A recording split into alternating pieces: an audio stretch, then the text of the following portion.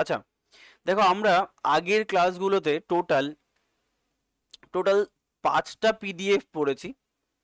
এই 5টা পিডিএফে আমরা কি কি করেছি? এই 5টা পিডিএফে আমরা হিন্দু টোটাল কিংডম কমপ্লিট করেছি, আর লাস্ট পিডিএফটা মানে 4টে প্লাস 1, লাস্ট পিডিএফে আমরা সাউথ ইন্ডিয়ান রুলারকে কমপ্লিট করেছি। এবং পরের ক্লাসটাতে আমরা একটা শর্ট ফর্মের ক্লাস নিয়েছিলাম হিস্ট্রির ক্ষেত্রে, বিভিন্ন রাজার টাইটেল কি আছে, ক্যাপিটাল কি ছিল, বা এই যে কোনো ফেমাস পার্সোনালিটি, এই রিলেটেড একটা শর্ট ফর্মের ক্লাস হয়েছিল, যেখানে আমরা টোটাল রাজাদেরকে নিয়ে আমরা কি করে মুখস্থ করবো তার একটা টেকনিক বলে দিয়েছিলাম। আজকে থেকে আমাদের শুরু হচ্ছে কাইন্ড অফ তোমার এই মুসলিম। তাহলে মুসলিমের ক্ষেত্রে আমরা 4টে পিডিএফ পড়বো। এই 4টে পিডিএফ পড়া মানে মোটামুটি মুসলিমটা কভার হয়ে যাবে। ঠিক আছে, তো দেখো প্রথম যে পিডিএফ সেটা শুরু হচ্ছে কি এই মোহাম্মদ বিন কাসিম থেকে। মনে পড়ছে আমরা যদি একটু ব্যাকে চলে যাই তাহলে আমাদের কি ছিল? সেই মগধে প্রথমে কারা রুল করে? হিন্দু কিংডম রুল করে না? মগধে প্রথম হিন্দু কিংডম। আচ্ছা, হিন্দু কিংডম রুল করতে করতে আলটিমেটলি চলে আসলো কে? ওই আর্যাবর্ত এবং দাক্ষিণাত্য। তো আর্যাবর্তে কারা রুল করছে? আর্যাবর্তে রুল করেছে ওই শশাঙ্ক, হর্ষবর্ধন, তারপরে পাল বংশ এবং সেন বংশ। আচ্ছা, সেন বংশের লাস্টের দিকে একজন বিখ্যাত রুলার কে ছিলেন? হচ্ছে সেন বংশের লক্ষণ সেন। তার সময় অ্যাটাক হয়েছিল ইখতিয়ারউদ্দিন মোহাম্মদ বিন বখতিয়ার খলজির 1200 খ্রিস্টাব্দে বা 1202 খ্রিস্টাব্দে উনি কি করেন? উনি অ্যাটাক করেন। তো এই যে টাইম ফ্রেমে মুসলিমদের অ্যাটাক শুরু হলো বাংলাতে, তাহলে ওই মুসলিম অ্যাটাক কি প্রথম অ্যাটাক? না, এই 1202 আগেও আমাদের মুসলিম অ্যাটাক হয়েছিল। কোন টাইম ফ্রেমে? কখন? এই মোহাম্মদ বিন কাসিমের সময় থেকে। দেখো সেটা কত? 712। এইখানে কিন্তু হয়েছে 712। তাহলে 1202তে অ্যাটাকের পাশাপাশি আমাদের আরো অনেক আগে অ্যাটাক হয়েছিল। তো সেই মুসলিমদের একদম ইনিশিয়াল জায়গা থেকে আমরা এটাকে করছি। তাহলে দেখো প্রথম যে অ্যাটাকটা হয়, প্রথম তিনি হচ্ছেন মোহাম্মদ বিন কাসিম। আচ্ছা, মোহাম্মদ বিন কাসিম, দেখো এটা হচ্ছে তোমার যে রাজা, সেই রাজার টাইটেল কি ছিল, পার্সোনালিটি কি ছিল? Book, construction, personal information, others detail. দেখবে হিন্দু পিডিএফ গুলোতে এই অবধি পিডিএফটা শেষ হয়েছিল, বাট এখানে আমরা একটা নতুন কলাম অ্যাড করেছি। সেখানে কি করা হয়েছে? সেখানে বিভিন্ন যুদ্ধ, প্রচুর যুদ্ধ পাবে। তুমি যদি পিডিএফ গুলোকে পরপর দেখে যাও তো প্রচুর যুদ্ধ পাবে। তো সেই যুদ্ধগুলোকে আমরা লিস্ট করে দিয়েছি। ঠিক আছে, দেখো এই যে মোহাম্মদ বিন কাসিম, ঠিক আছে, মোহাম্মদ বিন কাসিম, দেখো এখানে তুমি যদি খেয়াল করো তাহলে দেখা যাচ্ছে যে এনার সময় যে পার্সোনালিটি ছিলেন তিনি কে কে ছিলেন? দেখো এই পার্সোনালিটি একজন, দেখো তোমার আবু বকর কফি, ইনি হচ্ছেন একজন ফেমাস পার্সোনালিটি যার সময় ছিলেন। এবং মীর মোহাম্মদ মাসুম, এই দুটো পরীক্ষায় কোশ্চেন দেয়নি কার কন্টেম্পোরারি ছিলেন। অ্যান্সার কি হবে? মোহাম্মদ বিন কাসিম। দেখো মেইনলি এই সময় একটা বিখ্যাত বই রচনা হয়েছিল, সেটা হচ্ছে চাচনামা। তো চাচনামা হচ্ছে একজন আননোন অ্যারাবিয়ান, এইটুকু আমরা বলতে পারি যে একজন অ্যারাবিয়ান এই চাচনামাটা লিখেছিলেন। একজন অ্যারাবিয়ান কি করেছিলেন? এই চাচনামাটা লিখেছিলেন। তো এই কিন্তু এখান থেকে যেটা আমাদের প্রবলেম সেটা হচ্ছে আমরা রাইটারের নাম জানতে পারি না। কিন্তু পরবর্তীকালে আবু বকর কফি ইনি কি করেন? ইনি এই চাচনামার পার্সিয়ান ট্রান্সলেট করেন। আবু বকর কফি কি করেন? Persian translator of Chachnama. তোমাকে বারবার পরীক্ষায় কোশ্চেন দেবে যে চাচনামাটা তোমার কে পার্সিয়ান ট্রান্সলেট করেছিলেন? অ্যান্সার কি হবে? Abu Bakr Kufi. এবং দেখো এই যে মীর মোহাম্মদ মাসুম, ইনি যে বইটা লিখেছিলেন সেটা হচ্ছে তারিকি সিন্ধ। এটাও খুব খুব খুব খুব গুরুত্বপূর্ণ একটা ইনফরমেশন। এই তারিকি সিন্ধ থেকে আমরা এই মুসলিম অ্যাটাক সম্পর্কে জানতে পারি। যেমন দেখো এখানে বলছে, এটাকে আমরা কি বলে থাকি? এটাকে বলে থাকি ফার্স্ট মুসলিম ইনভেডার ইন ইন্ডিয়া। তাকে আমরা কি বলছি? প্রথম মুসলিম ইনভেডার, যিনি প্রথম ইন্ডিয়াতে অ্যাটাক করেছিলেন তার সময়। নেক্সট দেখো, নেক্সট কি বলা হচ্ছে? নেক্সট বলা হচ্ছে এই জায়গাটাতে যে এটাকে বলা হয় it is also known as, দেখো, অ্যারাবিয়ান ইনভেশন। অ্যারাবিয়ান ইনভেশন প্রথম যেটা, সেটাই হচ্ছে আমার এই মোহাম্মদ বিন কাসিমের ইনভেশন। দেখো এটাকে কি বলা হয়, এ ট্রায়াম্ফ উইদাউট রেজাল্ট। এ ট্রায়াম্ফ উইদাউট রেজাল্ট মানে হচ্ছে ফলাফলহীন যুদ্ধ। ফলাফলহীন যুদ্ধ মানে আলটিমেটলি এর আলটিমেটলি সুদূর প্রসারী কোনো ফলাফল ছিল না, তাই এটাকে বলা হয় এ Triumf without result.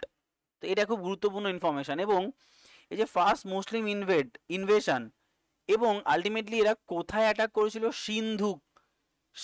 Sindh প্রদেশকে attack করেছিল, সেই জন্য এটার নাম হচ্ছে তারিক ই সিন্ধ।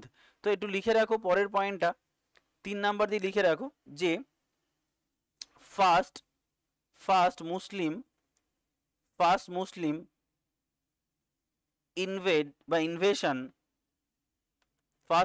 ইনভেশন অ্যান্ড সিন্ধ বা Sindhu conquest, first Muslim invasion and Sindhu conquest is known from বা was known from চাচনামা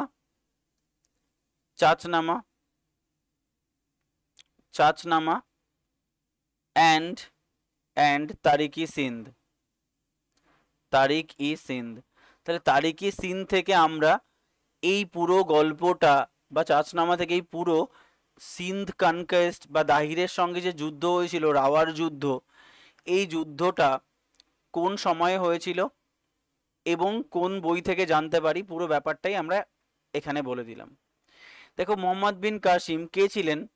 মোহাম্মদ বিন কাসিম ছিলেন একজন, দেখো আল হজ্জাজ, দেখো এনার জেনারেল ছিলেন।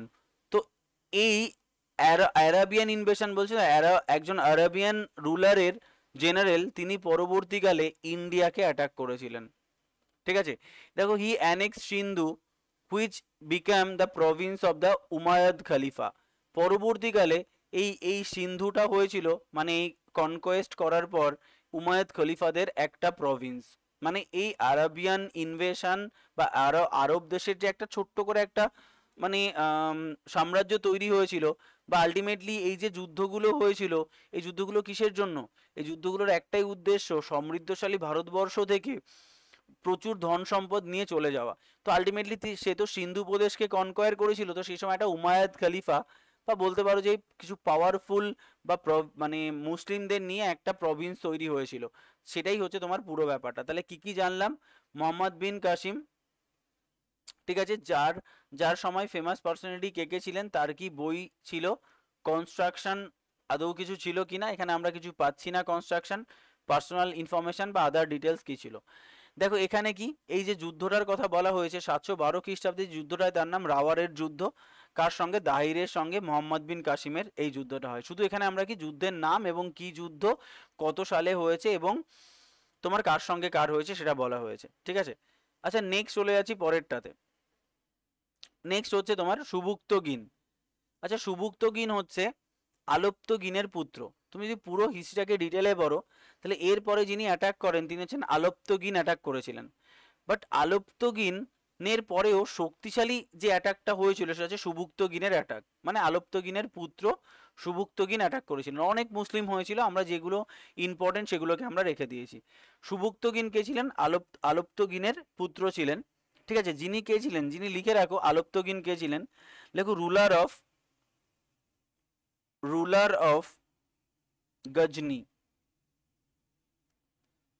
গজনি, ইন আফগানিস্তান।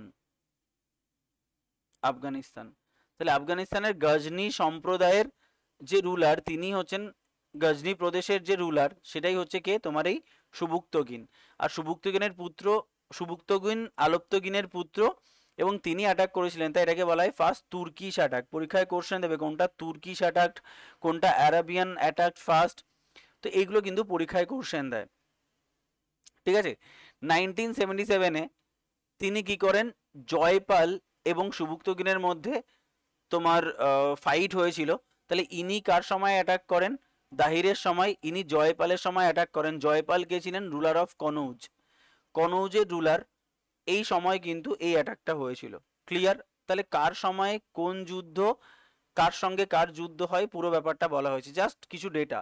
এবং আমি বারবার বলছি এটাই কিন্তু 100% নয় ইনফরমেশন। তোমাকে কি করতে হবে, তোমাকে আমি দেখো এরপরে আরো অ্যাড করব বলে আমি সেকেন্ড টাইম আবার নোটটাকে মডিফাই করতে বসবো। সেকেন্ড টাইম আমরা তোমার নোটটাকে মডিফাই করে কি করব, দেখবে আরো কিছু ইনফরমেশন, আরো কিছু অ্যাডেড ইনফরমেশন আমরা এখানে অ্যাড করব। ঠিক আছে, এখানে কি হবে সেটা কোথা থেকে নেব, ডব্লিউবিসিএস মেন্সের কোশ্চেন থেকে নেব, অন্যান্য তোমার যে এমসিকিউ বই সে সমস্ত বই থেকে আমরা নেব, অন্যান্য জায়গা থেকে নেব। ঠিক আছে, বলছে দাহির কে ছিলেন, দাহির ছিলেন তোমার ওই সিন্ধু প্রদেশের রাজা। ঠিক আছে, তাই তো বলা হচ্ছে না, সিন্ধু কনকোয়েস্ট করলেন কার থেকে, দাহির থেকে। নেক্সট হচ্ছে সুলতান মাহমুদ। সুলতান মাহমুদ যার টাইটেল খুবই গুরুত্বপূর্ণ, যাকে সব থেকে গুরুত্বপূর্ণ টাইটেল হচ্ছে বাদশি খান। তাকে কি বলা হতো, বাদশি খান বলা হতো। বাদশি খান মানে কি গো, বাদশি খান মানে হচ্ছে মূর্তি ধ্বংসকারী। বাদশি খান মানে কি, মূর্তি ধ্বংসকারী। যার রিয়েল নাম কি ছিল, গজনী মাহমুদ। যার রিয়েল নাম কি ছিল, গজনী মাহমুদ। যার টাইটেল ছিল বাদশি খান, যিনি মূর্তি ধ্বংস করতেন, প্রচুর মূর্তি ধ্বংস করেছেন। ঠিক আছে, তাই ওনাকে বলা হয় বাদশি খান। এবং তার রিয়েল নাম তো বললাম গজনী মাহমুদ। এছাড়াও তাকে বলা হয় ফাদার অফ ইরানিয়ান রেনেসাস। কি বললাম, father of Iranian renaissance. Father of Iranian renaissance, IRANIAN, Iranian renaissance, RENAISSANCE, father of Iranian renaissance. এটা কে দিয়েছিলেন, তারিকোট পোয়েট ফিরদৌসি। তাহলে ফাদার অফ ইরানিয়ান রেনেসাস এটা গিভেন বাই ফিরদৌসি, তাহলে ব্র্যাকেট লিখে রাখো, গিভেন বাই ফিরদৌসি। ফিরদৌসি, তাহলে father of Iranian renaissance given by Firdausi. ঠিক আছে, তাহলে সুলতান মাহমুদ তার টাইটেল কি ছিল আমরা দেখে নিলাম। আচ্ছা, এনার যে কন্টেম্পোরারি কে ছিলেন, কোর্ট পোয়েট ফিরদৌস। খুব গুরুত্বপূর্ণ ইনফরমেশন যে এনার যে বইটা সেটা হচ্ছে শাহনামা। প্রচুর বার পরীক্ষায় কোশ্চেন দিয়েছে যে কার মানে এই বইটার নাম কি, শাহনামা। ঠিক আছে, এবং দেখো উদ্বি খুবই গুরুত্বপূর্ণ, বারবার বারবার করে পরীক্ষায় কোশ্চেন দিয়েছে। এনার যে বইটা সেটা ছিল কি, জিহাদ। জিহাদের অ্যাকচুয়াল মিনিং কি, জিহাদ মানে হচ্ছে হোলি অর এগেইনস্ট হিন্দু, মানে হিন্দুদের এগেইনস্টে একটা ধর্মযুদ্ধ। তাহলে এর মানেটা লিখে রাখো, এটাও পরীক্ষায় কোশ্চেন দেয়, লিখে রাখো এর মানে হচ্ছে হোলি অর এগেইনস্ট হিন্দু, হিন্দুদের এগেইনস্টে যে ধর্মযুদ্ধ তাকেই বলা হয় জিহাদ। জিহাদের মিনিং বলা হচ্ছে, এনার যে বইটা সেটা জিহাদ। এবং সেখান থেকে কি জানতে পারছি আমরা, সুলতান মাহমুদ ইনভেশন পুরোটাই আমরা উদ্বির লেখা বই এই জিহাদ থেকে জানতে পারছি। পুরো জিনিসটাই আমরা জিহাদ থেকে জানতে পারছি। আর জিহাদ মানে হচ্ছে হিন্দুদের বিরুদ্ধে একটা ধর্মযুদ্ধ। ঠিক আছে, আচ্ছা তিনি কতবার টোটাল অ্যাটাক করেছিলেন ভারতকে, 17 টাইমস অ্যাটাক করেছিলেন উইদিন 27 ইয়ার্স। 27 ইয়ার্সে 17 বার ভারত অ্যাটাক, ভাবা যায়। প্রথম হয়েছিল 1000 আর লাস্ট হয়েছিল 1027। তো প্রথম যুদ্ধটা হয় কার সঙ্গে, কার, জয়পালের সঙ্গে মামুদের। প্রথম যুদ্ধটা হয় জয়পালের সঙ্গে মামুদের। আর লাস্ট যে যুদ্ধটা হয় সেটা হয় সোমনাথ টেম্পল। সোমনাথ টেম্পল সেটা তোমার সোমনাথ টেম্পলকে অ্যাটাক করেছিলেন দেখো এই মামুদের সঙ্গে ভীমনের। এটাও পরীক্ষায় কোশ্চেন দেয়, ভীমন না ভীম টু, ভীমন নাকি ভীম টু। ঠিক আছে, তো এটা কিন্তু পরীক্ষায় কোশ্চেন দেয় যে ভীমনের সঙ্গে যুদ্ধ হয়, যিনি ছিলেন সোলাঙ্কি ডাইনেস্টি। এবং ডব্লিউবিসিএস মেন্সেরই কোশ্চেন, সোলাঙ্কি ডাইনেস্টির রুলার এই ভীম ওয়ান, এনার সঙ্গে যুদ্ধ হয়েছিল 1027-এ। দেখো তাহলে আমরা কি, প্রথম যে অ্যাটাক সেটা হচ্ছে জয়পালের সঙ্গে মামুদ। আচ্ছা এই জয়পাল কে ছিলেন, এই জয়পাল একটু লিখে রাখো তো। এই জয়পাল থেকেও পরীক্ষায় কোশ্চেন দেয়। এই জয়পাল হচ্ছেন হিন্দু শাহী ডাইনেস্টির রুলার। তো ruler of Hindu Shahi dynasty, Hindu Shahi dynasty, SHAHI dynasty, ruler of Hindu Shahi dynasty. ঠিক আছে, যেখানে কিন্তু যেখানে কিন্তু উনি এই মামুদ কিন্তু অ্যাটাক করেছিল এবং এনাকে হারিয়ে দেয়, এবং এটাই হচ্ছে ফার্স্ট যুদ্ধ। ফার্স্ট যুদ্ধ, ঠিক আছে। চলো তাহলে দেখো নেক্সট যেটা, সেটা হচ্ছে তোমার মোহাম্মদ ঘুরি। তো ঘুরির সম্পর্কে আমরা মেইনলি আমাদের যে পড়াশোনাটা শুরু হচ্ছে, আমাদের পড়াশোনাটা মোহাম্মদ ঘুরির থেকেই শুরু হয়। এর আগে অবধি যে অ্যাটাকটা হয়েছিল না, সেটা পুরোটাই হচ্ছে সমৃদ্ধশালী ভারতবর্ষ থেকে ধন সম্পদ তুলে নেওয়ার লড়াই, আর কিছুই না। তো মোহাম্মদ ঘুরি হচ্ছেন first father of Muslim ruler বলা হয়, বা ফাদার অফ মুসলিম রুল বলি আমরা। এনাকে আমরা বলছি প্রথম মুসলিম রুলের সূত্রপাত করেন কিন্তু ইন্ডিয়াতেই মোহাম্মদ ঘুরি। তার কন্টেম্পোরারি ছিলেন চাঁদ বরদাই। এই চাঁদ বরদাই কে ছিলেন? চাঁদ বরদাই ছিলেন রাইটার অফ পৃথ্বীরাজ রাসো। এই পৃথ্বীরাজ রাসো হচ্ছে পৃথ্বীরাজ থ্রি বা পৃথ্বীরাজ চৌহান থ্রি, এনার কোর্ট পোয়েট ছিলেন এই চাঁদ বরদাই। দেখো লেখা রয়েছে, Chand Bardai was the court poet of Prithviraj Chauhan three. এবং এই পৃথ্বীরাজ চৌহানের সঙ্গে মোহাম্মদ ঘুরির দুটো যুদ্ধ হয়। 1191, 1192। আমরা সবাই জানি তরাইনের প্রথম যুদ্ধ, তরাইনের দ্বিতীয় যুদ্ধ। তাহলে ঘুরির সঙ্গে পৃথ্বীরাজ চৌহান থ্রি, ঘুরির সঙ্গে পৃথ্বীরাজ চৌহান থ্রি। তো প্রথম যুদ্ধে পৃথ্বীরাজ চৌহান জিতে যায়, বাট পরের যুদ্ধে পৃথ্বীরাজ চৌহান পরাজিত হয়। তো এই যে পুরো ব্যাপারটা, এই পুরো ব্যাপারটা কোথায় লেখা রয়েছে? এই পুরো ব্যাপারটা লেখা রয়েছে আমার এই পৃথ্বীরাজ রাসো, এবং পৃথ্বীরাজ রাসো থেকে আমরা পুরো,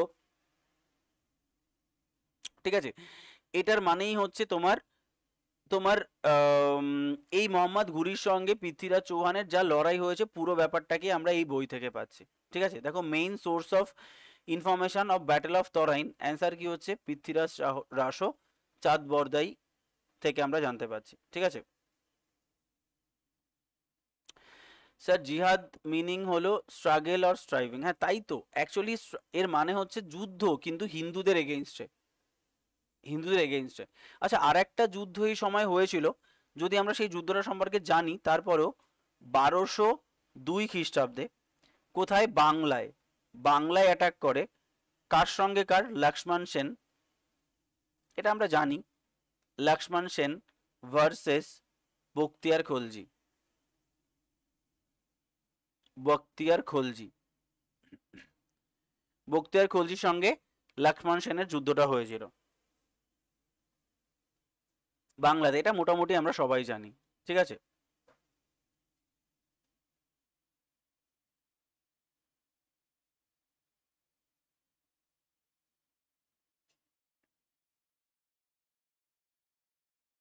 ঠিক আছে। আচ্ছা নেক্সট দেখো, দেখো এর এইটা আমরা, এটা নিয়ে তো আমাদের তর্ক বিতর্ক করার দরকার নেই যে জিহাদ মানে আরবি শব্দে যার অর্থ চেষ্টা বা সংগ্রাম, সেটা নয়। অ্যাকচুয়ালি জিহাদ মানে এই যে এই কনটেক্সটে জেহাদটা বলা হয়েছে, এই বইটার কনটেক্সটেই বলা হচ্ছে জিহাদ। পরীক্ষায় অনেকবার কোশ্চেন দিয়েছে, এটাই অপশানে থাকে, আমরা সেটাই জানবো। কি গুগলে বলছে আর কি ডিকশনারিতে বলছে সেগুলো তো আমরা দেখবো না। একদম এটাই বলা হয় যে হলি অর এগেইনস্ট হিন্দু, হিন্দুদের এগেইনস্টে ধর্মযুদ্ধ। ঠিক আছে, যেটা অপশানে আসবে সেটাই আমরা করব। যাই হোক, চলো নেক্সট বলো রিজওয়ান।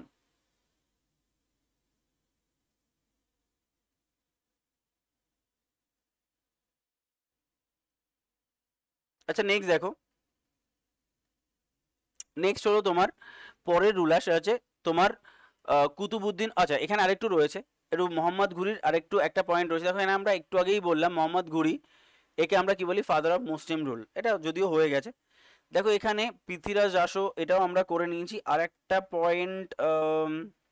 পয়েন্ট লিখে রাখো, এটাও পরীক্ষায় কোশ্চেন দিয়েছিল। আরও অ্যাড হবে ইনফরমেশন, আরও অ্যাড হবে।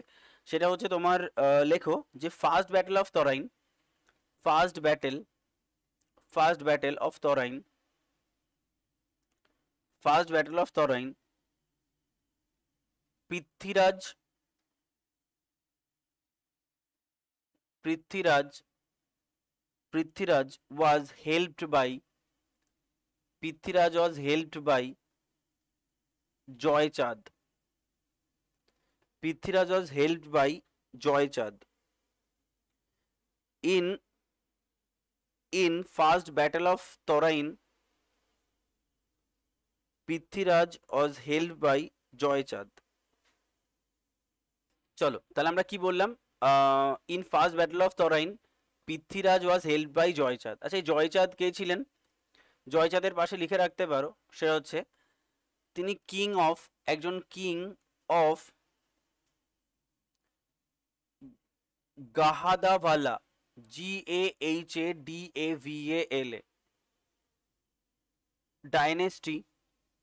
Dynasty of northern India, northern India. তাহলে এই এই জয়চাঁদ দ্বারা তিনি কিন্তু হেল্পড হন, বা জয়চাঁদ তাকে হেল্প করেছিল বলেই কিনা ফার্স্ট ব্যাটেলে তিনি কিন্তু জিতেছিলেন। তো এটাও পরীক্ষায় কোশ্চেন দেয় যে জয়চাঁদ হেল্প করেছিল পৃথ্বীরাজ চৌহানকে। নেক্সট দেখো, মোহাম্মদ ঘুরি আলটিমেটলি মুসলিম শাসনের সূত্রপাত করলেও দেখা যাচ্ছে মোহাম্মদ ঘুরি কিন্তু এই সিস্টেমটাকে রান করেনি। মোহাম্মদ ঘুরি কিন্তু তার দাসকে দায়িত্ব দিয়ে চলে যায় আবার তার নিজের কান্ট্রিতে। তো আলটিমেটলি তার যে দাস তিনি কে ছিলেন? কুতুবউদ্দিন আইবক। আইবক কথাটার অর্থই হচ্ছে স্লেভ। আইবক কথাটার অর্থই হচ্ছে স্লেভ।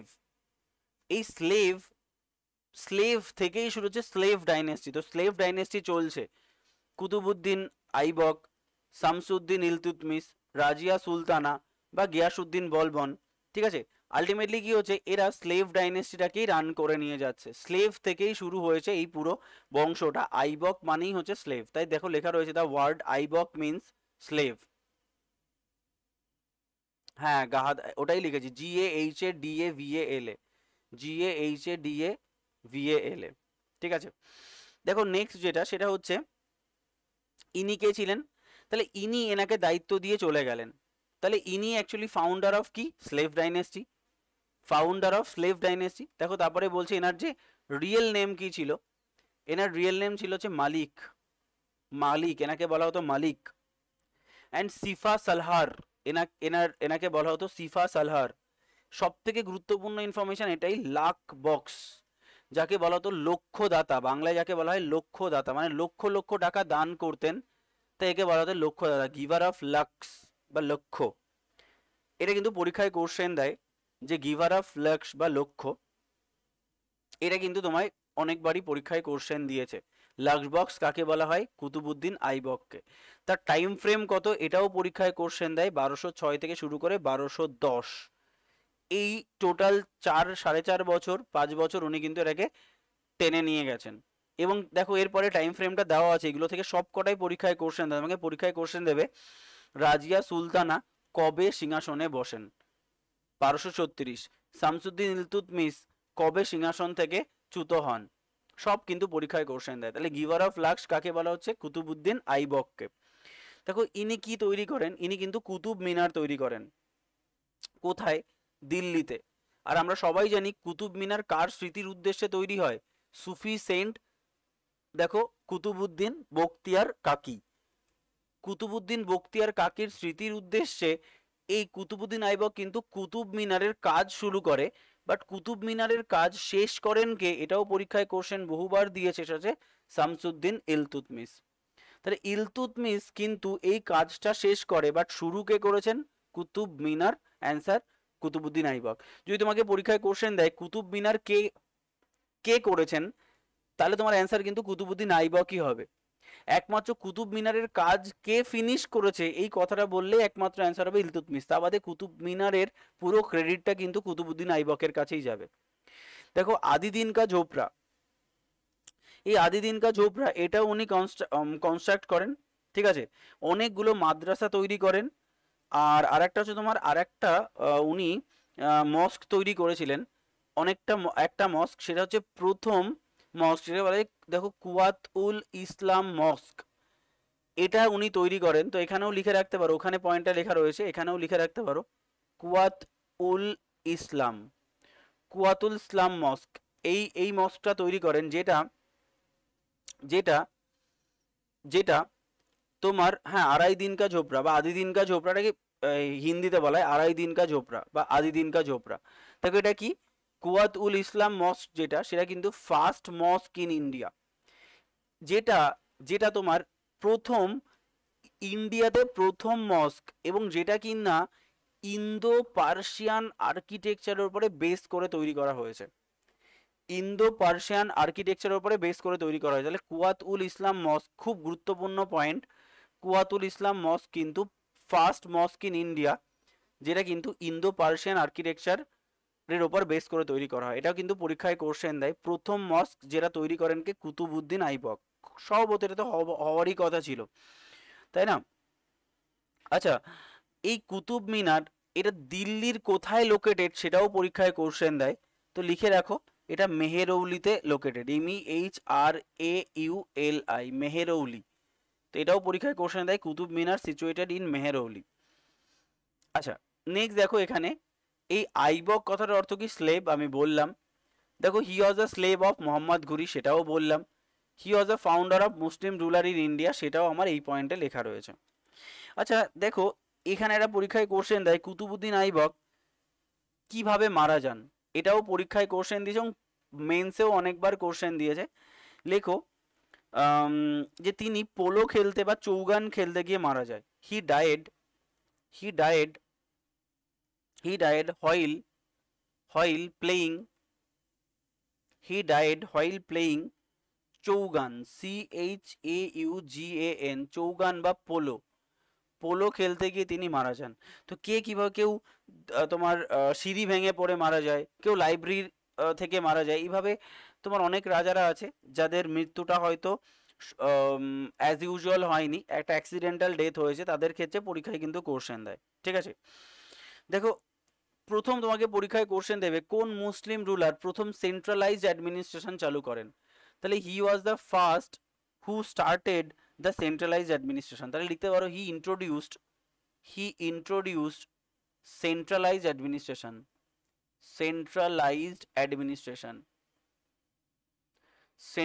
অ্যাডমিনিস্ট্রেশন। তিনি কি করেন? তিনি সেন্ট্রালাইজড অ্যাডমিনিস্ট্রেশনটাকে চালু করেন। আচ্ছা, তার একজন অ্যাডপ্টেড সন ছিল, তার একজন মানে দত্তক পুত্র ছিল, এটাও পরীক্ষায় কোশ্চেন দেয়। হিজ অ্যাডপ্টেড সনের নাম কি ছিল? আরাম সাহা, যে আরাম করেই বেড়াতো, আরাম সাহা। এই আরাম সাহা কিন্তু কুতুবউদ্দিন আইবকের পরে সিংহাসনে বসেন, কিন্তু তিনি শুধু আরাম করেই বেড়াতেন বলেই তাকে হাঁটিয়ে দিয়ে ইলতুৎমিশ সিংহাসনে বসেন। তাহলে তার এই পালিত পুত্র বা বলতে পারো যে অ্যাডপ্টেড সন সিংহাসনে বসলো, কিন্তু পরবর্তীকালে দেখলো না আমার এই স্লেভ ডাইনেস্টিটা বেকার হয়ে যাবে, তখন তাকে সরিয়ে দিয়ে কিন্তু ইলতুৎমিশ সিংহাসনে বসে। ঠিক আছে, তো সেই জন্য আমরা ইলতুৎমিশের পয়েন্টটা পড়ি এখানে, এটা খুব একটা গুরুত্বপূর্ণ নয়, বাট পরীক্ষায় কোশ্চেন অনেকবারই দিয়েছে যে কুতুবউদ্দিন আইবকের পরে কে সিংহাসনে বসে, তখন কিন্তু আমরা অ্যান্সার ইলতুৎমিশ করলে ভুল হবে যদি অপশানে আরাম শাহ থাকে তো। এবং এনার যে ক্যাপিটাল সেটাও লিখতে পারি আমরা, এনার ক্যাপিটাল কোথায় ছিল? লাহোর। ক্যাপিটাল কোথায়? লাহোরে। এনার ক্যাপিটাল কোথায় ছিল? লাহোরে ছিল। ঠিক আছে, তাহলে এটা গেল টোটাল কুতুবউদ্দিন আইবক সম্পর্কে ডেটা। নেক্সট হচ্ছে শামসুদ্দিন ইলতুৎমিশ। এটা ইলতুৎমিশকে বলা হতো আলতামাস। এই আলতামাসের মডিফাইড ভার্সানই হচ্ছে ইলতুৎমিশ। আলতামাস চেঞ্জ হতে হতে ইলতুৎমিশ হয়েছে। ঠিক আছে, অ্যাকচুয়ালি ওনার নাম হচ্ছে আলতামাস, তো সেটা হচ্ছে ইলতুৎমিশ হয়ে গেছে, যাকে বলা হয় ফার্স্ট ইসলামিক কিং। ওনাকে বলা হয় ফার্স্ট, মানে যিনি ইসলাম ধর্মটাকে অনেক বেশি প্রায়োরিটি দিয়েছেন। ঠিক আছে, এবং বাগদাদের খলিফা, তাকে যে টাইটেলটা দিয়েছিল সুলতানি আজম, এটাও পরীক্ষায় অনেকবার কোশ্চেন দিয়েছে যে কোন দিল্লির সুলতানকে সুলতানি আজম টাইটেল দেওয়া হয়েছিল বাগদাদের খলিফার দ্বারা। তো বাগদাদের খলিফা তাকে যে টাইটেলটা দেয় সুলতানি আজম, কারণ তিনি ইসলাম ধর্মটাকে একটু অন্য আঙ্গিকে দেখার চেষ্টা করেছেন। ঠিক আছে, যেমন আকবর একজন ইসলাম ধর্মটাকে আলাদাভাবে দেখার চেষ্টা করেছেন। দেখো এনার ফেমাস পার্সোনালিটি প্রচুরবার পরীক্ষায় কোশ্চেন দেবে মিনহাজ উস সিরাজ। তার লেখা বই হচ্ছে তাবাকাত ই নাসিরি, অনেকবার পরীক্ষায় কোশ্চেন দিয়েছে। তার লেখা বইটা কি? তাবাকাত ই নাসিরি, মিনহাজ উস সিরাজ। তিনি কুতুব মিনারের কাজ শেষ করেন। তিনি কার স্লেভ ছিলেন? আইবকের স্লেভ ছিলেন।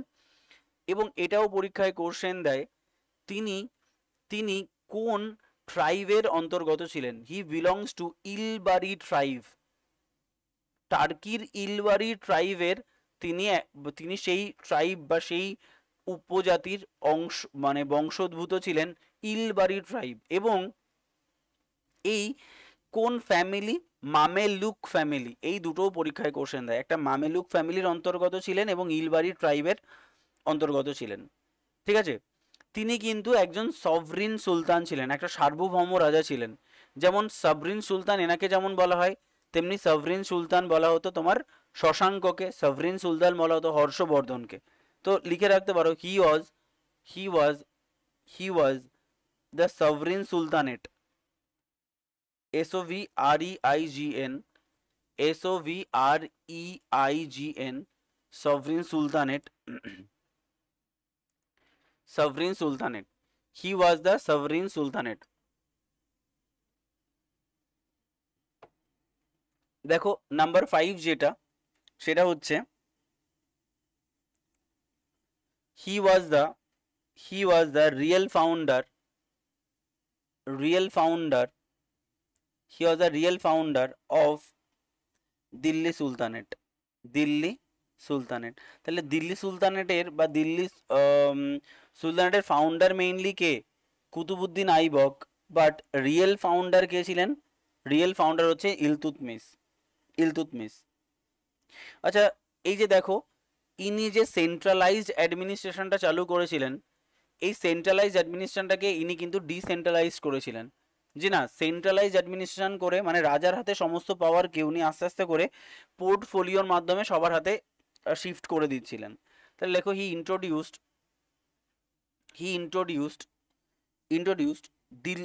ডিসেন্ট্রালাইজড অ্যাডমিনিস্ট্রেশন,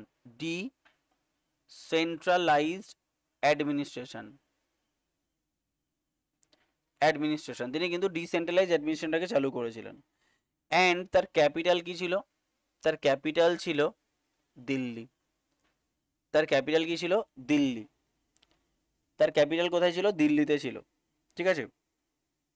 তিনি ইকতা সিস্টেম কতবার পরীক্ষায় কোশ্চেন দিয়েছে তার কোনো ইয়ত্তাই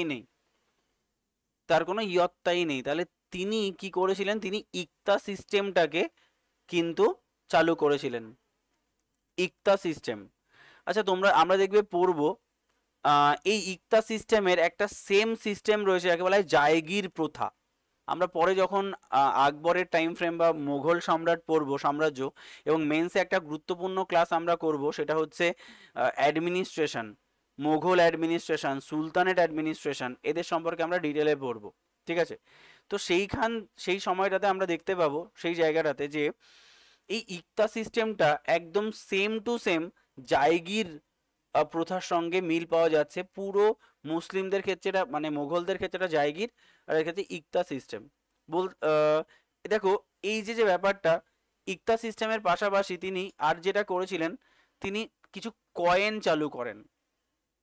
কয়েন, এটাও পরীক্ষায় কোশ্চেন দেয় যে তিনি ইলতুৎমিশ কি কি কয়েন চালু করেছিলেন,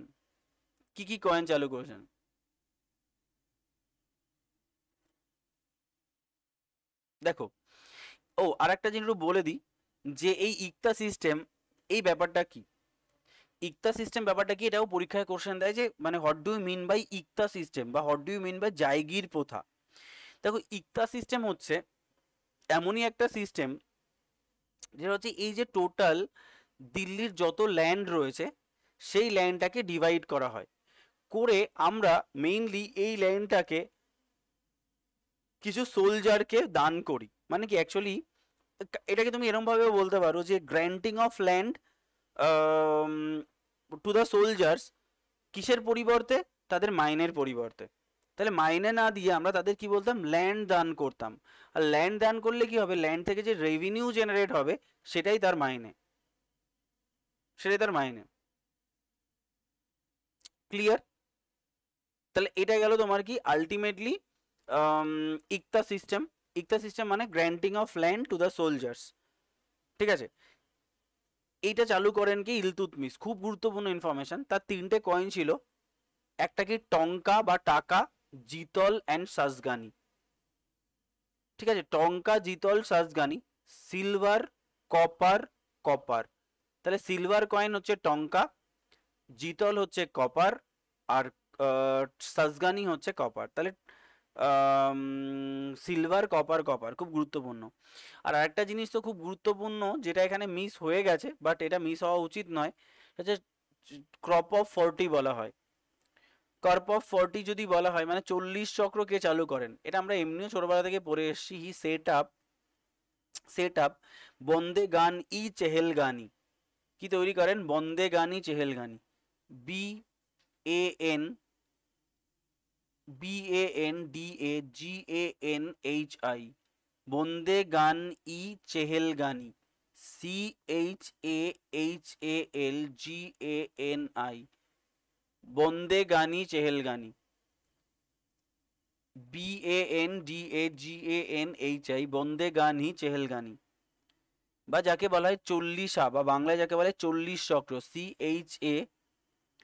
CHALISA, চল্লিশা, বা যাকে বলা হয় 40 চক্র। টার্ক ই চেহেলগানিও বলা হয়, টার্ক ই চেহেলগানি, TURK, টার্ক ই চেহেলগানি। CHAHALGANI, টার্ক ই চেহেলগানি।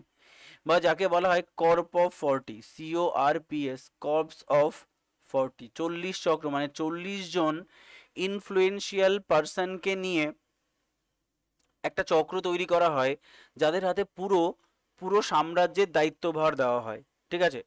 দায়িত্বভার মানে তোমরা ভাই অ্যাডমিনিস্ট্রেশনটাকে চালাও। মানে এই যে বললাম না যে ইনি প্রথম ডিসেন্ট্রালাইজ অ্যাডমিনিস্ট্রেশন চালু করেন, তো ডিসেন্ট্রালাইজ কিসের মাধ্যমে?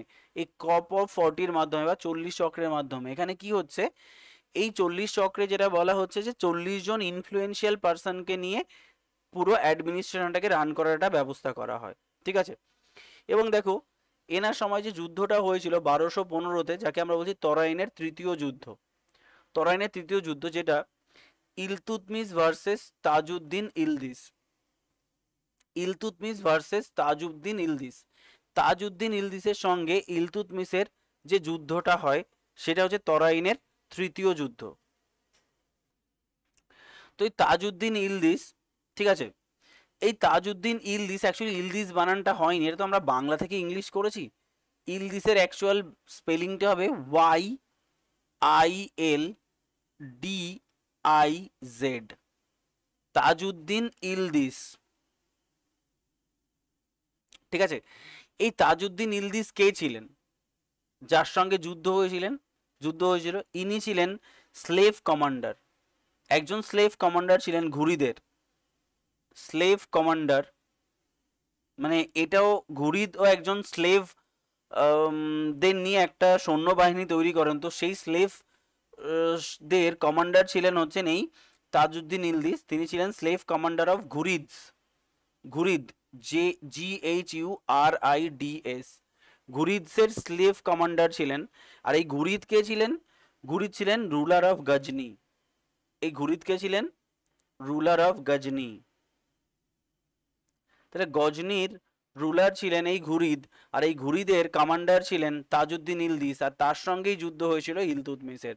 কিসে? তরাইনের তৃতীয় যুদ্ধ। তো পরীক্ষায় অনেকবার কোশ্চেন দিয়েছে তরাইনের তৃতীয় যুদ্ধ কার সময় হয়। Slave commander of Ghurid, Ghurid কে ছিলেন? Ruler of Ghazni. কার সঙ্গে হয়? ইলতুৎমিশের সঙ্গে তাজউদ্দিন ইলদিসের। বলো। স্যার এই জায়গাটা গুলিয়ে গেল, আর একবার বুঝিয়ে দিন তো ওটা। এটা হচ্ছে তোমার যেটা বলা হচ্ছে যে তরাইনের প্রথম এবং দ্বিতীয় যুদ্ধ তো আমার হয়েছে কার সঙ্গে? আমরা দেখেই নিয়েছি, মোহাম্মদ ঘুরির সঙ্গে, পৃথ্বীরাজ চৌহানের এর সঙ্গে এর হয়েছে। তো এখানে বলা হচ্ছে তরাইনের তৃতীয় যুদ্ধ কার সঙ্গে কার হয়? ইলতুৎমিশের সঙ্গে তাজউদ্দিন ইলদিসের। অর্থাৎ আমরা সবসময় দেখবে কার সঙ্গে কার যুদ্ধ হয়েছে আমরা তার সম্পর্কে জানার চেষ্টা করেছি। এই জয়পাল কে ছিলেন? হিন্দু শাহী ডাইনেস্টির রুলার। এই জয়পাল কে ছিলেন? কনৌজের রুলার। ঠিক আছে? এই পৃথ্বীরাজ চৌহান কে ছিলেন? আমরা জেনে নিয়েছি। আমরা এরম ভাবে ইখতিয়ারউদ্দিন মোহাম্মদ বিন কার সঙ্গে কার যুদ্ধ হয় তার সম্পর্কে জানার চেষ্টা করি আমরা। তো সিমিলারলি এই তাজউদ্দিন ইলদিস কে ছিলেন? তাজউদ্দিন ইলদিস ছিলেন একজন জেনারেল। জেনারেল কার? মোহাম্মদ ঘুরির জেনারেল, মানে ঘুরিদের জেনারেল ছিলেন। ঘুরিদ, GHURIDS, ঘুরিদসের জেনারেল ছিলেন। আর ঘুরিদস কে ছিলেন? Ruler of Ghazni. ঠিক আছে? তাহলে এই এইটা হচ্ছে তোমার পরীক্ষায় কোশ্চেন দিতে পারে যে তাজউদ্দিন ইলদিসে কে ছিলেন, যদিও এই ঘুরিদের কথা বলে না, একজন স্লেভ কমান্ডার ছিলেন তাজউদ্দিন ইলদিস। তো পরীক্ষায় কিন্তু কোশ্চেন আসে। আচ্ছা নেক্সট দেখো, নেক্সট হচ্ছে 1221, এটা খুব গুরুত্বপূর্ণ। সেটা হচ্ছে Mongol leader Genghis Khan. Genghis Khan কার সময় অ্যাটাক করেন, বহুবার পরীক্ষায় কোশ্চেন দিয়েছে। ইলতুৎমিশের সময় কিন্তু চেঙ্গিস খান অ্যাটাক করে, এবং তিনি কি করেছিলেন, তিনি কিন্তু কাকে ধাওয়া করে আসে, জালালউদ্দিন মঙ্গবার্নি। জালালউদ্দিন মঙ্গবার্নি হচ্ছেন রুলার অফ খিবা, লিখে রাখতে পারো, he was a ruler of Khiva, ruler of Khiva, Khiva, ঠিক আছে। তো খিবার রুলার, এটাও পরীক্ষায় কোশ্চেন দিয়েছিল প্রিলিমস, হু ওয়াজ জালালউদ্দিন মঙ্গবার্নি। কেন আমরা এগুলো বলি বলো তো, কারণ আমরা জানতে চাই সে অ্যাকচুয়ালি কে, রুলার অফ খিবা ছিলেন। তাহলে এই জালালউদ্দিন মঙ্গবার্নিকে চেঙ্গিস খান অ্যাটাক করে, এবং জালালউদ্দিন মঙ্গবার্নি কি করে, পালিয়ে ভারতে চলে আসে, এবং ভারতে চলে আসার সঙ্গে সঙ্গে এই তাকে ধাওয়া করে চেঙ্গিস খানও ভারতে আসে। আর চেঙ্গিস খান তখন বিখ্যাত মঙ্গল লিডার, বিখ্যাত লিডার, ঠিক আছে, চেঙ্গিস খান।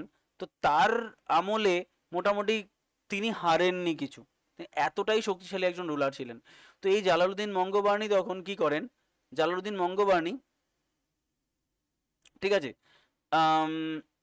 এটা হচ্ছে তোমার এ এসে ইলতুৎমিশকে, ইলতুৎমিশকে কি করে, সাহায্য চায়, যে আপনি আমাকে সাহায্য করুন, আমরা দুজন মিলে চেঙ্গিস খানের এগেইনস্টে যুদ্ধ করব, দুজন মিলে চেঙ্গিস খানের বিরুদ্ধে আমরা লড়াই করব, ঠিক আছে। কিন্তু ইলতুৎমিশ তখন খুব বুদ্ধিমত্তার একটা পরিচয় দেয়।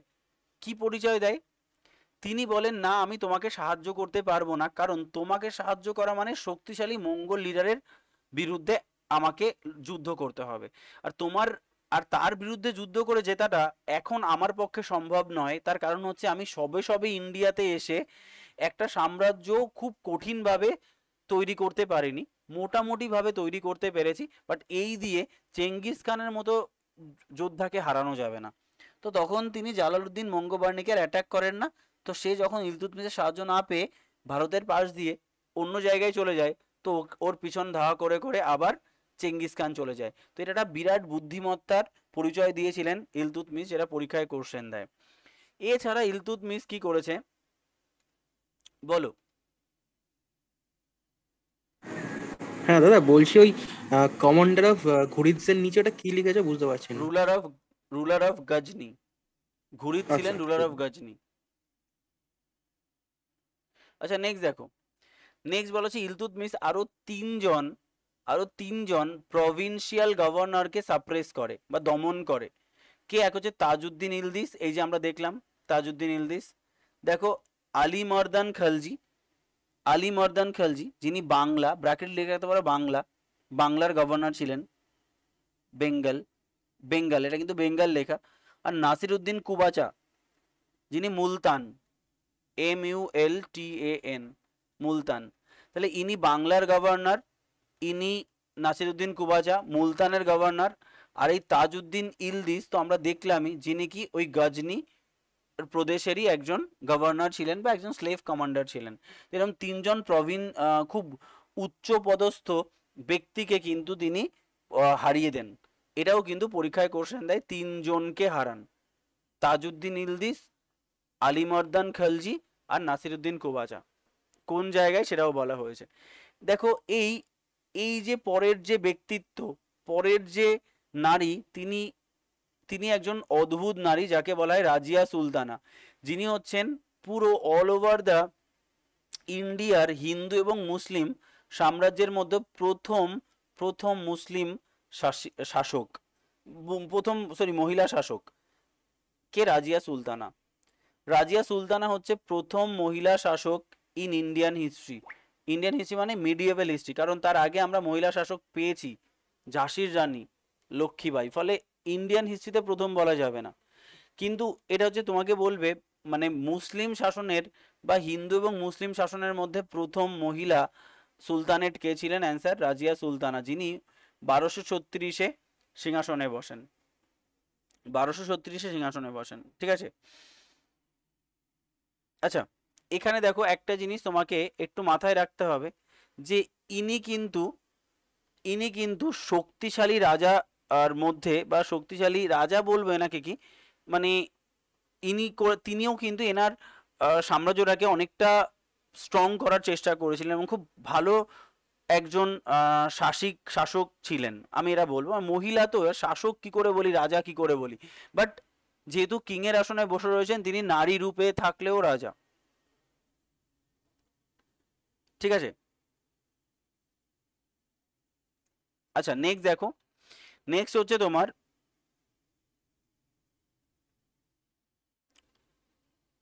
নেক্সট দেখো, বলছে এই দেখো, এই ইসমি হচ্ছেন একজন প্রমিনেন্ট রুলার ছিলেন, সেটা হচ্ছে তোমার রাজিয়া সুলতানার সময়। তার লেখা বই হচ্ছে ফুতুয়াত উস সালাতিন, বহুবার পরীক্ষায় কোশ্চেন দিয়েছে ফুতুয়াত উস সালাতিন। ও আরেকটা জিনিস একটু বলে দিতে ভুলে গেলাম, এই ইলতুৎমিশের পরে সিংহাসনে কে বসেন? এই ইলতুৎমিশের পরেই যে সিংহাসনে রাজিয়া সুলতানা বসেন তা নয় কিন্তু, এই ইলতুৎমিশের আর একজন আরামদায়ক সন্তান ছিলেন, তিনি হচ্ছেন রুকন উদ্দিন ফিরোজ। তো এই রুকন উদ্দিন ফিরোজ প্রথমে সিংহাসনে বসে, ঠিক আছে। তো রুকন উদ্দিন ফিরোজকে সিংহাসনচ্যুত করে তারই বোন সিংহাসনে বসেন, তিনি হচ্ছেন এই রাজিয়া সুলতানা, ঠিক আছে। দেখো আলটিমেটলি হি ওয়াজ দ্য, দেখো, first and only female sultanate in India, Indian একদম ফারমোস্ট এবং প্রথম যিনি, তিনি কিন্তু এই রাজিয়া সুলতানা। দেখো রাজিয়া, এই যে বলে দিয়েছে দেখো রুকন উদ্দিন, এই পয়েন্টটার কথাই বলছিলাম। রাজিয়া কি করে, রুকন উদ্দিনকে সিংহাসনচ্যুত করেন এবং অ্যাসেন্ড দ্য থর্ন, সিংহাসনে বসেন। দেখো আলতুনিয়া হচ্ছেন গভর্নর অফ ভাটিন্ডা, ভাটিন্ডার যিনি গভর্নর ছিলেন, তিনি এটা একদমই মেনে নিতে পারেননি। দেখো ইলতুৎমিশ তিনজন গভর্নর মানে কি, যিনি রাজার আন্ডারে কাজ করছেন, মানে প্রেসিডেন্ট কাকে নিয়োগ করেন, গভর্নরকে নিয়োগ করেন, তেমনি কিং এর আন্ডারে রয়েছে গভর্নর, এক একটা প্রদেশ এক একটা সিস্টেমের হেড। তো এই আলতুনিয়া ইনি কিন্তু as a governor of Bathinda, তো এই ইনি কিন্তু এই রাজিয়া সুলতানার এই মহিলা রাজাকে মেনে নিতে পারেননি। তখন রাজিয়া দেখলো মহাবিপদ, তো রাজিয়া তখন কি একটা পুরো অন্য একটা টেকনিক অ্যাপ্লাই করলো। দেখো যে বলছে refuse to accept the rule of Razia, তাই কি করেছে, রাজিয়া তাকে বিয়েই করে নিয়েছে। চলো এটা সহজ হিসাব, বিয়ে করে নাও, প্রবলেম সলভড। এবং একটা পরীক্ষায় কোশ্চেন দেয় যে রাজিয়া সুলতানা কে মেরেছিলেন। দেখো এখানে বলছে Razia become the victim of conspiracy near, এই যে কৈঠাল বা হরিয়ানার কাছে কি একটা কনস্পিরেসি শিকার হয়। এই কনস্পিরেসিটা কে করেছিল, 40 চক্রের এই যে বন্দে গানি চেহেলগানি, তুমি ভাবো এই বন্দে গানি চেহেলগানি এরাও তো রাজার আন্ডারে থাকবে, তাহলে তারাও কিন্তু একজন মহিলার আন্ডারে রয়েছে, এটা তারা মেনে নেয়নি। আর এখনকার মমতা ব্যানার্জি আর তখনকার রাজিয়া সুলতানা একই হবে না, কারণ এখনকার মমতা ব্যানার্জিকে আমরা অ্যাকসেপ্ট করেছি যে এখনো ফিমেল অ্যাডমিনিস্ট্রেশনের হেডে চলে যেতে পারে। ইন্দিরা গান্ধী, কিরণ বেদি, এরা অ্যাডমিনিস্ট্রেশনের হেড হয়ে দেখিয়েছে যে আজকে ওম্যান এম্পাওয়ারমেন্টের যুগ। কিছুদিন পরে আমাদের অবস্থা এমন সঙ্গীন হতে চলেছে যে তখন আমাদের পারমিশন নিয়ে বাড়ি থেকে বেরোতে হবে, মানে হতে চলেছে যেভাবে এম্পাওয়ারমেন্ট হচ্ছে, বাবা যেভাবে মহিলারা এগিয়ে চলেছে, তাতে করে আমাদের অবস্থা কিন্তু কঠিন হতে চলেছে। ঠিক আছে, আমাদের জেনারেশন ভালো করে কেটে যাবে, বাট পরের জেনারেশন দেখবে দেশটাকে মহিলারাই রান করবে। তুমি আজকে দেখো অ্যাথলিটস দেখো, তুমি আজকে অলিম্পিক দেখো, যেখানেই যাও না কেন দেখবে সব জায়গায় মহিলা। তুমি আজকে কজন তোমার পিভি সিন্ধুকে চেনে না, কজন তোমার সাইনা নেহওয়ালকে চেনে না, বাট একজন মেল তোমার কি বলে ওটাকে, ব্যাডমিন্টন প্লেয়ারের নাম বলো, ঠিক আছে, খুব কম লোকেই চিনবে। দেখো হিমা দাস, সবাই কিন্তু আলটিমেটলি মেয়েরাই কিন্তু সাকসেস রেট অনেক বেশি। তুমি দেখো আমাদের অ্যান একাডেমিতেও কিন্তু এখনো তুমি একটা সার্ভে করো, এখনই সার্ভে করো, তুমি দেখতে পাবে যে কতগুলো ছেলে ক্লাস করছে আর কতগুলো মেয়ে ক্লাস করবে। 50%-এর বেশি মেয়ে ক্লাস করছে, মানে এটা সার্ভে ছাড়াই করা যায়, প্রতিটা ব্যাচেই তাই হয়। তুমি একবার জাস্ট সার্ভে করেই না দেখো, মিলিয়ে দেখো কটা ছেলে কটা মেয়ে ক্লাস করছে, কারণ এখান থেকেই প্রমাণিত হচ্ছে যে আলটিমেটলি কিন্তু আলটিমেটলি কিন্তু ছেলেদের তুলনায় মেয়েদের এম্পাওয়ারমেন্টটা বেশি হচ্ছে এবং তারা এখন তাদের জায়গাটাকে সিকিউর করার চেষ্টা করছে। এটা খুব স্বাভাবিক, খুব স্বাভাবিক। তো কিছুদিন পরে ছেলেদের অবস্থা খুব কঠিন হতে চলেছে, ঠিক আছে? তো এই সময় তো আর সেই রুল চলেনি। এই সময় মেয়ে মানেই হচ্ছে একটা মানে তাকে দমন করে রাখা হবে, সে ঘরের মধ্যে বসে থাকবে, সে আবার রুলার কি করে হয়, সেই জন্য এটা কেউ মেনে নিতে পারেনি। এখন কি আমাদের মনে হয় মমতা ব্যানার্জি কেন করবে, ইন্দিরা গান্ধী কেন করবে? মনে হয় না। তাহলে তিনি কার দ্বারা কিল্ড হয় লিখে রাখো, এই যে এখানে লেখাই রয়েছে, লেখো লেখো শি ওয়াজ কিল্ড, হি তো হবে না, she was killed by the member of চল্লিশা, বাই দ্য মেম্বার অফ চল্লিশা, 40 চক্রের মেম্বার দ্বারা তিনি কিন্তু মানে কিল্ড হন। দেখো সোর্স অফ ইনফরমেশন কোথা থেকে জানা যায়? এই ফুতওয়াত উস সালাতিন ইসমির লেখা বই থেকে জানা যায়, ঠিক আছে?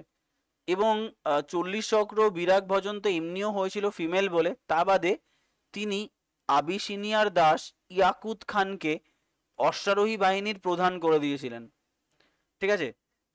যার জন্য 40 চক্র তার এগেইনস্টে চলে গেছিল। জাস্ট এই পয়েন্টটা বলা হয়, মানে এই যা এটা বাংলায় আমি লিখে দিয়েছি, আর সেই কারণেই 40 চক্র ধীরে ধীরে ধীরে ধীরে তাকে একটা কনস্পিরেসির মাধ্যমে কৈঠালের কাছে তাকে মেরে দেওয়া হয়, ঠিক আছে?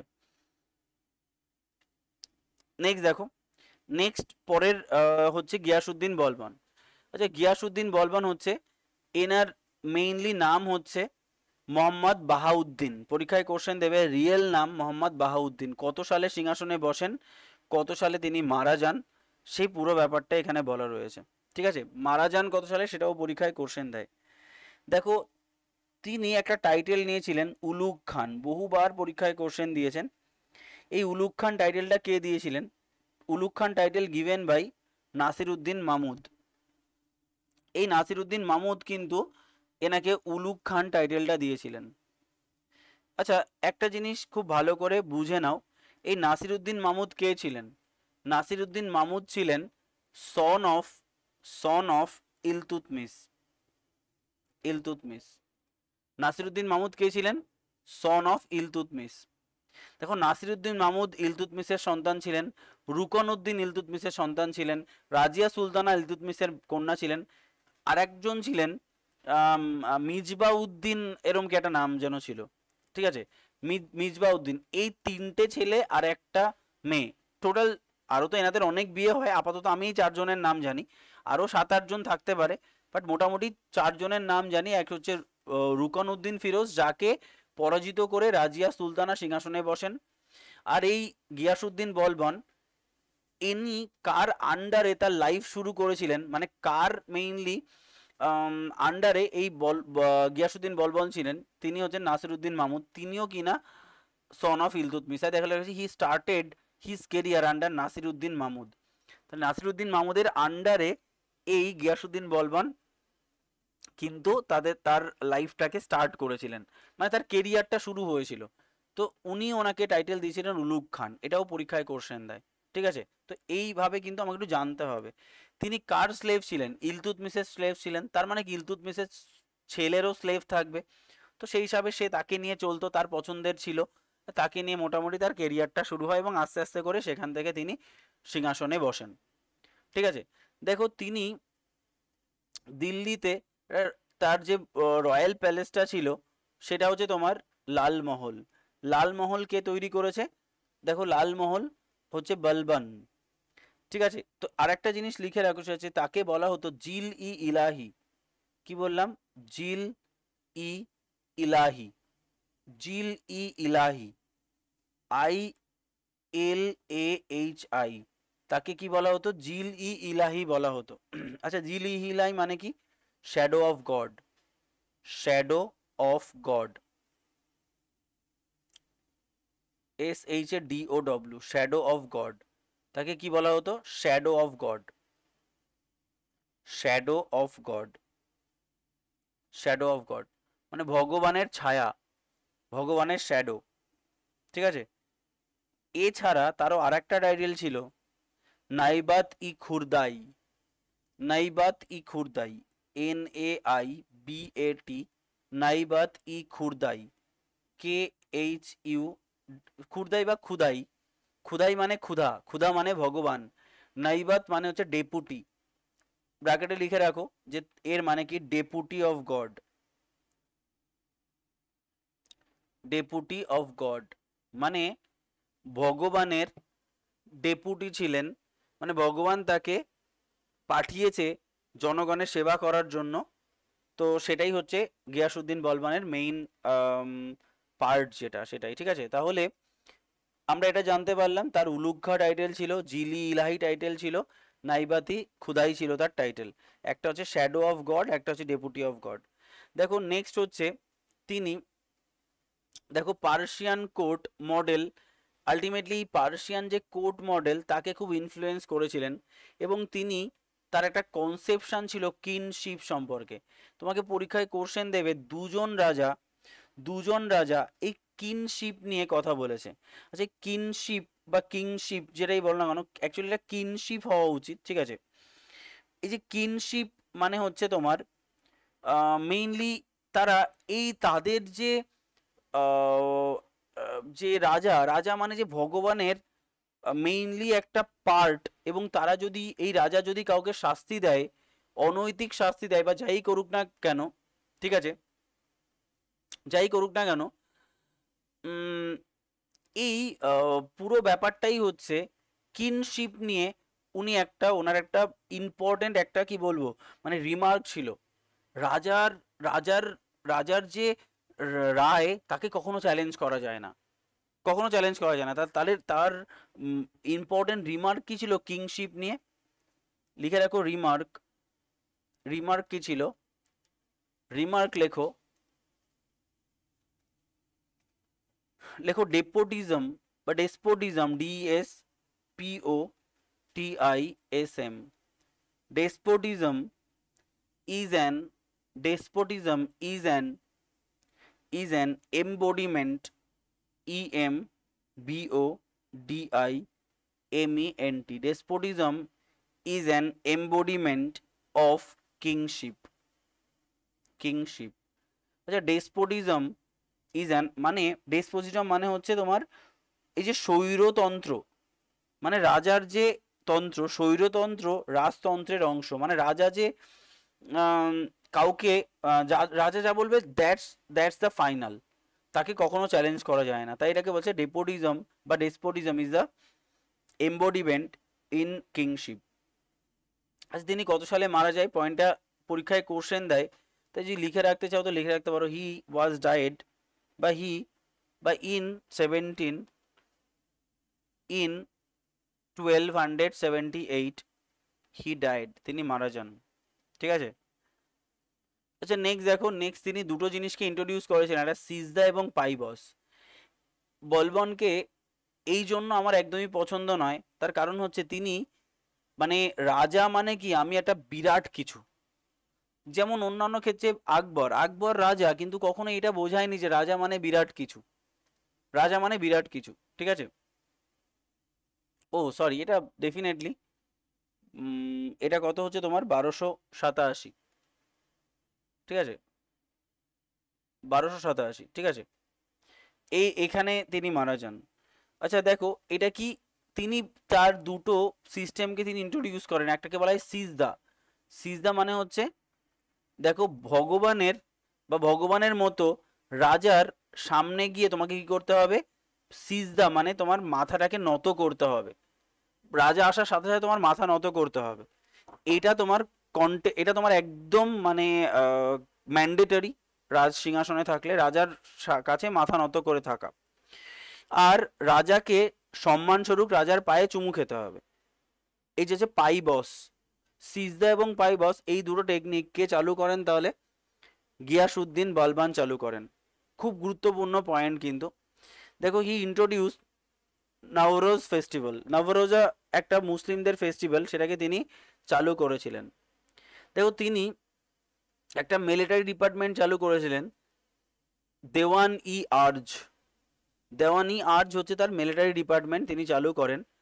দেখো, তিনি 40 চক্রের পাওয়ারকে পুরোপুরি ডেস্ট্রয় করেছিলেন। রাজিয়া যেমন শুরু করেছিলেন তিনি বাদ দিয়ে দিয়েছিলেন। তিনি একটা সিক্রেট স্পাই তার রাজ্যে ঘুরে বেড়াতো, যার তাদের নাম হচ্ছে বারিদ। তিনি বারিদ নামক সিক্রেট স্পাই মানে চালু করেছিলেন।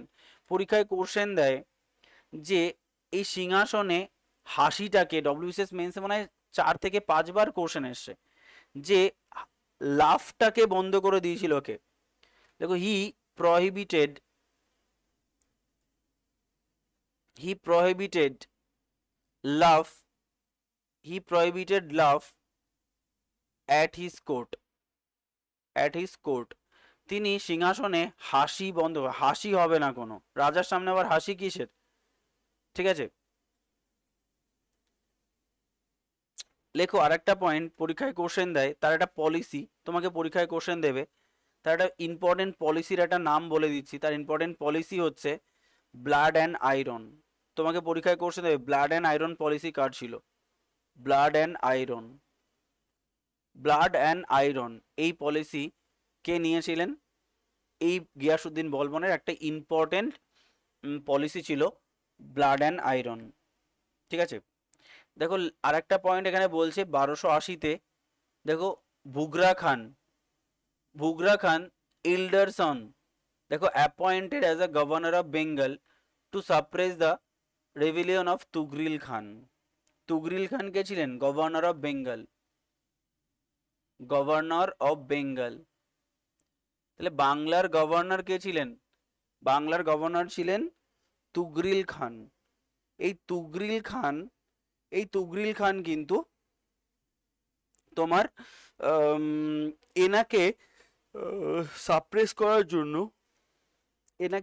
করার জন্য বুগরা খান মানে তার এল্ডার সনকে কিন্তু পাঠানো হয় এই গভর্নর অফ বেঙ্গল মানে তুগরিল খানকে থামানোর জন্য। তো তোমাকে পরীক্ষায় কোশ্চেন হবে তুগরিল খানকে মানে সাপ্রেস করেছিলেন কে? অ্যান্সার হচ্ছে গিয়াসউদ্দিন বলবন। কার সাহায্যে? বুগরা খানের সাহায্যে, তার এল্ডার সনের সাহায্যে। ঠিক আছে, এইটা হচ্ছে আমাদের টোটাল মুসলিম 4 বলা যেতে পারে, মুসলিম 1, এরকম টোটাল 4টে পেজ আমরা পড়বো। ঠিক আছে।